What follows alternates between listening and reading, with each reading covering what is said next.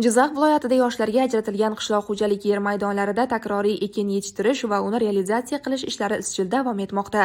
Tumanning Paxtakor mahalla fuqarolar yig'ini hududidagi 1685 sonli kontur maydonida faoliyat yuritayotgan 5 nafar ijarachining yer maydonlarida yetishtirilayotgan takroriy ekin mahsulotlarini sotib olish bo'yicha mas'ul agregator Paxtakor shodasi eksport qishloq xo'jalik ishlab chiqarish kooperativi hisoblanadi.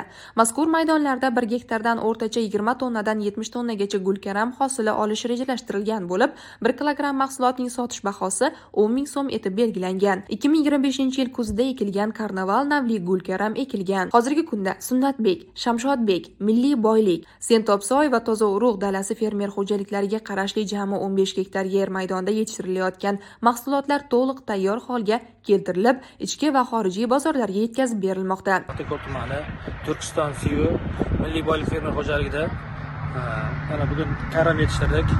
Karam navi karnival. Bu asosan bizning fermer xo'jaligimiz g'allachilik va paxtachilikka ixtisoslashtirilgan. Takroriy ekin sifatida biz karnival karamini, gul karamini olib kelib ekdik. Mana ko'rib turibsizlarki, mana birinchi yilga eksporter sifatida bir namuna sifatida 1 gektar ekdik. Mana hosilimiz ko'rib turibsizlar. Xudo xolasa birinchi uzumini Rossiyaga eksport qildik. Ikkinchisi mana o'zimiz mahalliy ishlab chiqaruvchilarga tarqatyapmiz, ichki bozorlarga. Yomon emas, yaxshi, xudo xolasa kelgusi ishlarda yana ham ko'paytirish niyatidamiz. Xudo xolasa yangi navlardan olib kelib ekish niyatidamiz.